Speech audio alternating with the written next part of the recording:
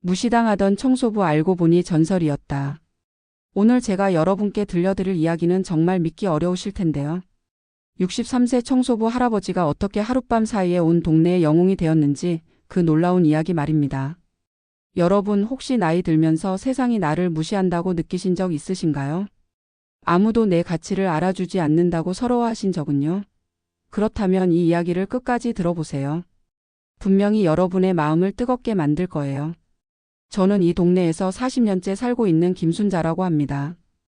이 이야기의 주인공 조태식 씨를 처음 본 건 3년 전이었어요.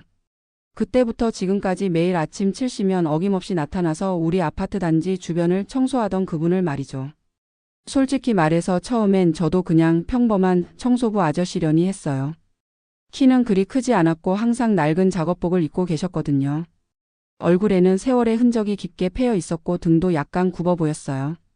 그런데 이상하게도 그분 눈빛만큼은 또렷했어요. 마치 무언가를 꿰뚫어 보는 듯한 그런 예리함이 있었달까요?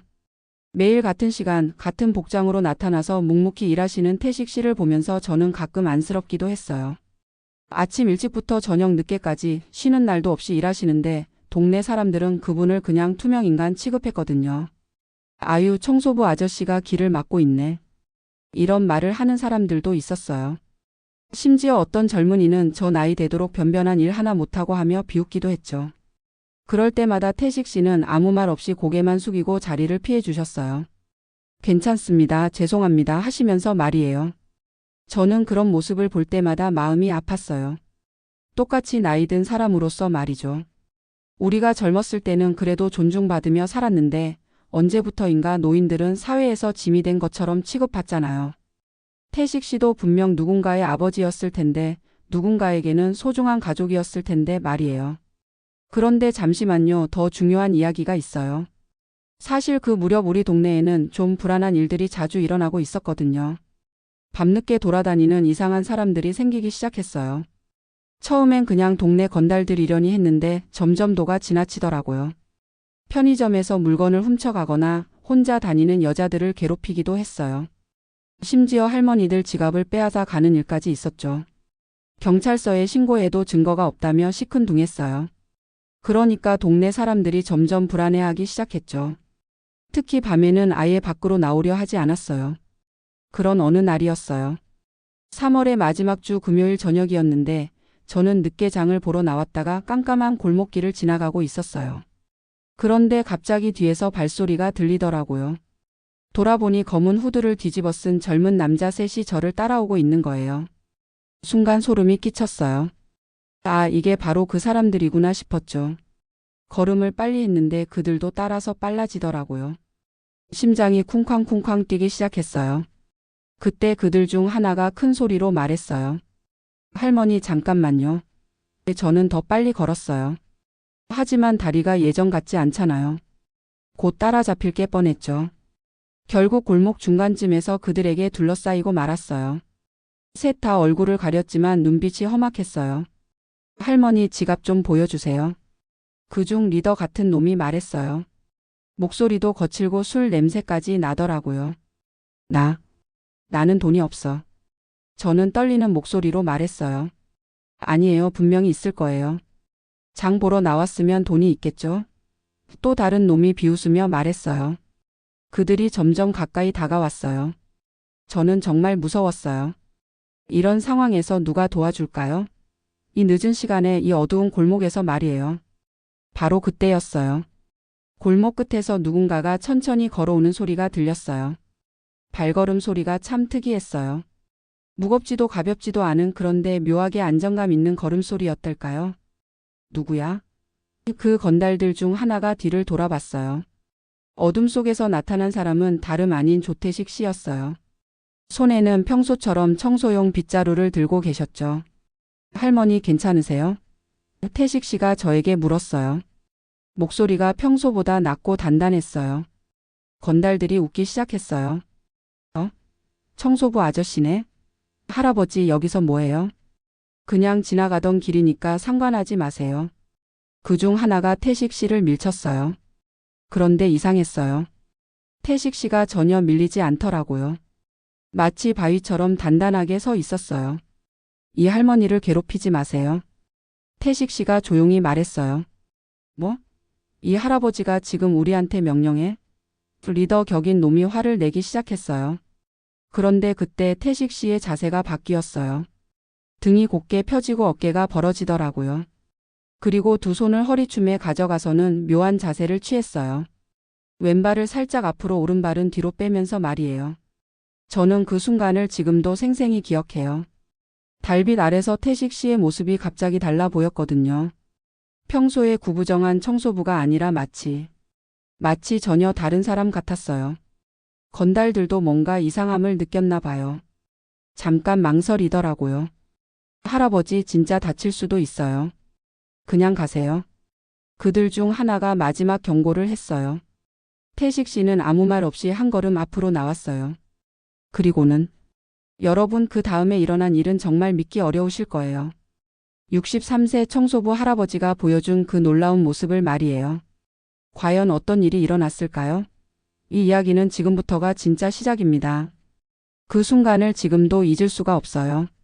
첫 번째 건달이 태식 씨에게 주먹을 휘둘렀는데 그 다음 장면은 마치 영화 같았어요. 태식 씨가 몸을 살짝 비키더니 오른손으로 정확히 그 놈의 턱을 쳤어요.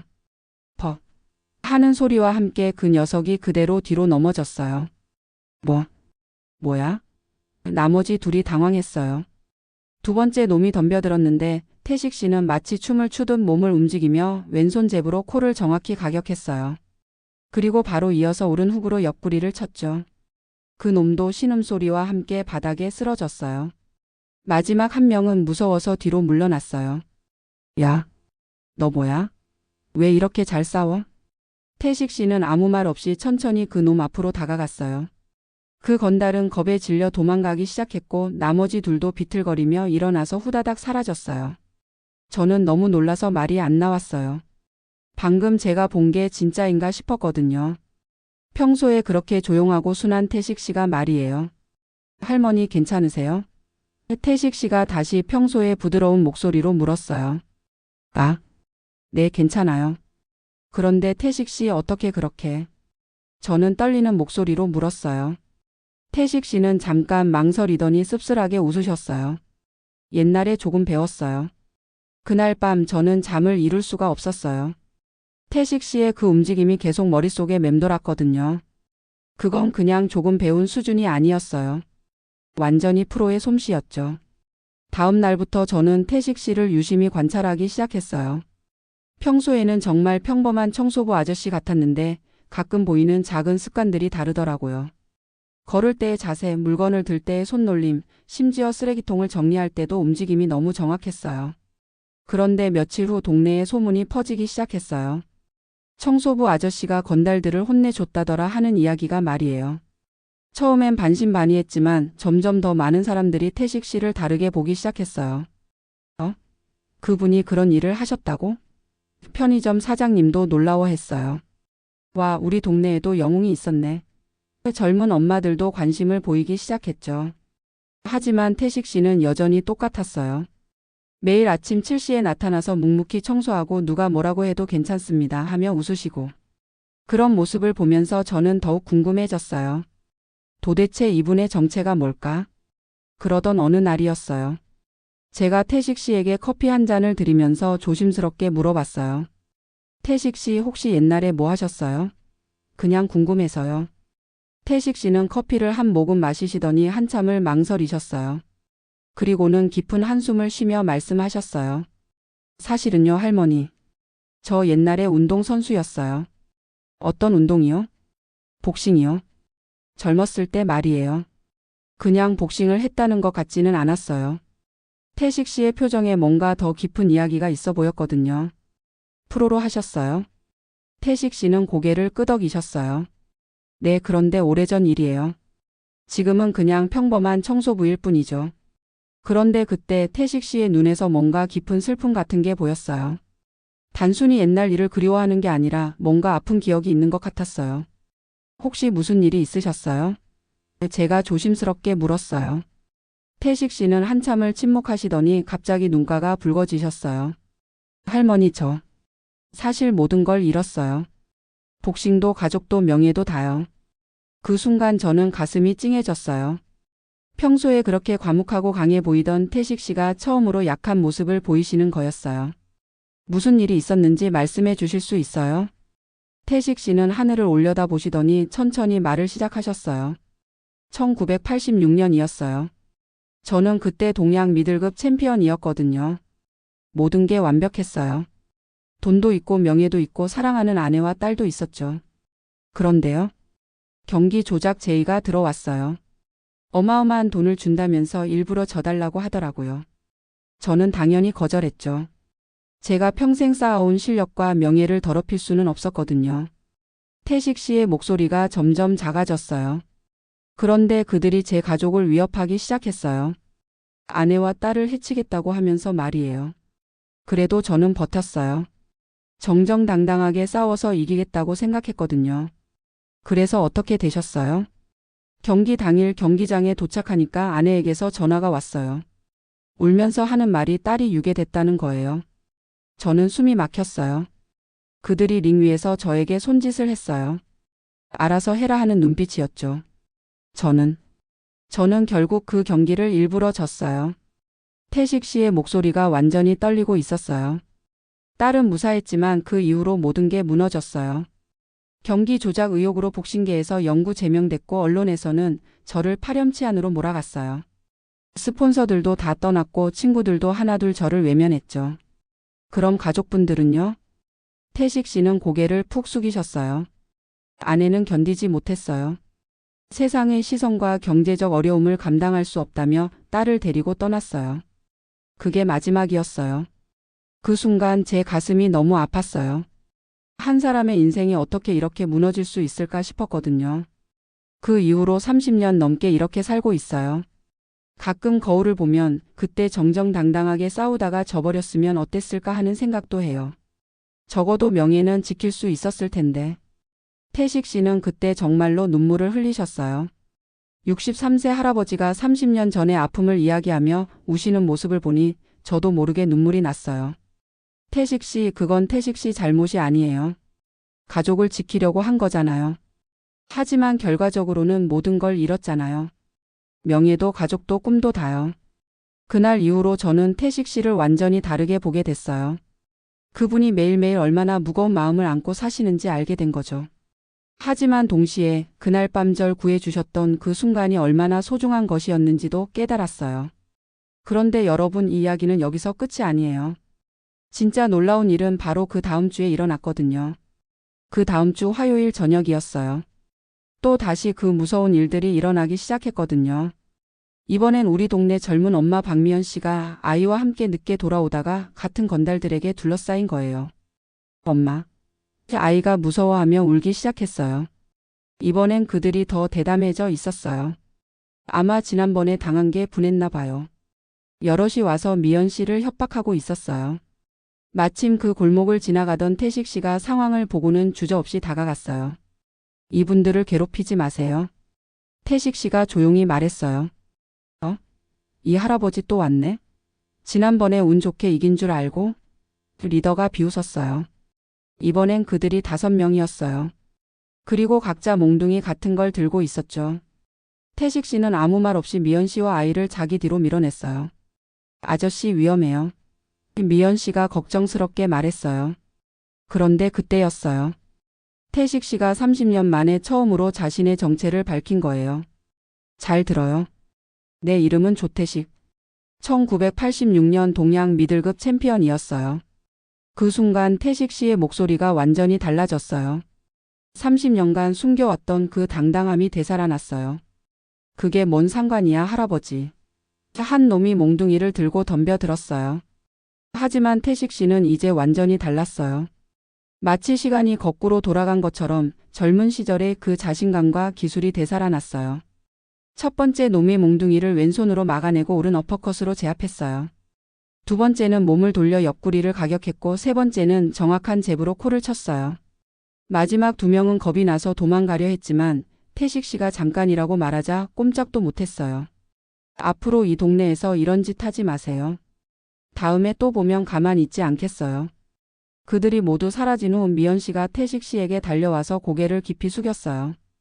정말 감사합니다. 아저씨가 아니었으면 어떻게 됐을지. 그런데 그때 어디선가 박수 소리가 들리기 시작했어요. 골목 입구에 동네 사람들이 하나둘씩 나타나기 시작한 거예요. 우와, 태식 아저씨. 진짜 챔피언이셨구나.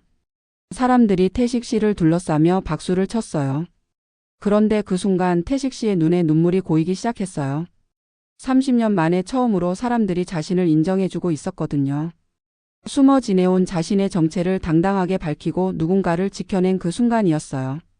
그 다음 날부터 우리 동네는 완전히 달라졌어요. 태식 씨를 보는 사람들의 시선이 180도 바뀐 거예요. 안녕하세요, 챔피언님. 아이들이 인사했어요. 오늘도 고생 많으세요. 상인들이 정중하게 인사했어요. 커피 한잔 하세요. 사람들이 먼저 다가왔어요. 태식 씨는 처음엔 어색해 하셨어요. 30년간 무시당하며 살아오신 분이 갑자기 존경받기 시작한 거니까요. 하지만 점점 태식 씨의 표정이 밝아지는 게 보였어요. 등도 더 곧게 펴지고 걸음걸이도 당당해졌어요. 그리고 일주일 후 정말 기적 같은 일이 일어났어요. 경찰서에서 연락이 온 거예요. 태식 씨가 제압한 그 건달들을 조사하다 보니 1986년 태식 씨를 협박했던 조직과 연결된 사람들이라는 게 밝혀진 거예요. 30년 만에 진실이 드러난 거였어요. 태식 씨가 경기 조작을 한 게 아니라 가족을 지키기 위해 어쩔 수 없이 선택한 거였다는 게 공식적으로 확인된 거예요. 복싱협회에서 공식 사과를 했고 태식 씨의 명예를 회복시켜줬어요. 언론에서도 30년간 누명을 쓴 영웅이라며 큰 기사로 다뤘어요. 하지만 태식 씨는 여전히 매일 아침 7시에 나와서 동네를 청소하고 계세요. 이게 제 일이에요 라며 웃으시면서요. 다만 이제는 완전히 달라요. 사람들이 먼저 다가와서 인사하고 아이들은 태식 할아버지라고 부르며 따라다녀요.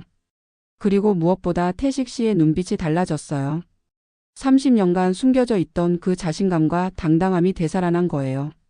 얼마 전에는 태식 씨가 저에게 이런 말씀을 하셨어요. 할머니, 저는 30년간 제가 실패한 사람이라고 생각했어요. 모든 걸 잃고 가족도 잃고 꿈도 포기한 사람이라고요. 그런데 이제 알겠어요. 진짜 챔피언이 되는 건 링 위에서 이기는 게 아니라 누군가를 지키는 거였구나 하고요. 저는 그 말을 들으며 가슴이 뜨거워졌어요. 여러분, 이 이야기를 통해 제가 깨달은 게 있어요. 나이가 들었다고 세상이 우리를 무시한다고 해서 우리가 정말 무가치한 건 아니라는 거예요. 조태식 씨처럼 우리 안에는 모두 특별한 무언가가 있어요. 젊은 시절의 경험도 살아온 지혜도 누군가를 사랑하는 마음도 모두 소중한 거예요. 가끔 세상이 우리를 투명인간 취급할 때도 있겠지만 진짜 중요한 건 우리가 누군가에게 도움이 될 수 있다는 거예요.